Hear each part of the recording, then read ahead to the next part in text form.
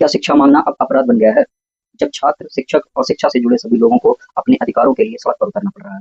जरा सोचिए आप, क्या हमें इस सवाल पर विचार नहीं करना चाहिए? बिल्कुल। आज के समय में जब मोदी जी या सरकार विकसित भारत की बात करती है, तब ऐसे समय में शिक्षा और शिक्षा से जुड़े सभी शिक्षार्थी और शिक्षक परीक्षाओं पर होती रही धांधलियों के विषय में जब बात करते हैं, तो उनके ऊपर एक्शन लिया जाता है।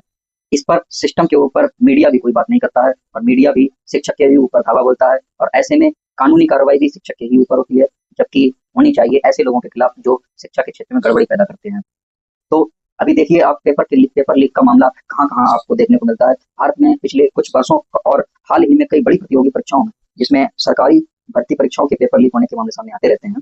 पिछले दशक में देखा गया कि 85 से अधिक पेपर लीक की घटना हो चुकी हैं, जिसमें नीट यूजी 2026 का आपने अभी देखा ही है, जिसमें ये लीक हुआ पेपर और यही पेपर 2024 में पहले भी जो हुआ था, वो भी पेपर लीक हुआ था। और इसी तरह से आप देखेंगे कि जो यूजीसी नेट की परीक्षा है, वो भी उसका भी पेपर लीक हो गया। एसएससी जीडी का पेपर भी लीक हुआ। यूपी में हुई कांस्टेबल 2024 की परीक्षा लीक हुई, उसमें भी पेपर लीक हुआ, भर्ती रद्द कर दी गई। यूपी आरओ एआरओ का पेपर लीक हुआ, उसमें भी भर्ती रद्द कर दी गई। आप देखेंगे यूपी बोर्ड 2022 यूपी टेट की परीक्षा में भी जो पेपर था, उसमें मैं स्वयं अपियर हुआ था, वो भी पेपर लीक हुआ। ठीक है, इस तरह से आप देखेंगे कई सारी शिक्षक भर्तियों में भी, जैसे बिहार की शिक्षक भर्ती हो गई, वहां पर भी पेपर लीक हुआ, उसमें भी मैं अपियर हुआ था, देने गया था पेपर, वो भी मेरे सामने का मामला है। तो आज के समय में शिक्षक और शिक्षार्थी बस यही चाहते हैं कि जो मेहनत से पढ़ रहे हैं, तो उनके सामने उन्हें न्याय मिले। ठीक है, उनके सामने गड़बड़ियां ना हो, इस विषय पर कोई भी बात नहीं करता है। और जब शिक्षक बात करने के लिए उतरते हैं, तो उनके साथ में उनके खिलाफ ही एक्शन लिया जाता है, ये सिस्टम उनके खिलाफ एक्शन ले लेता है।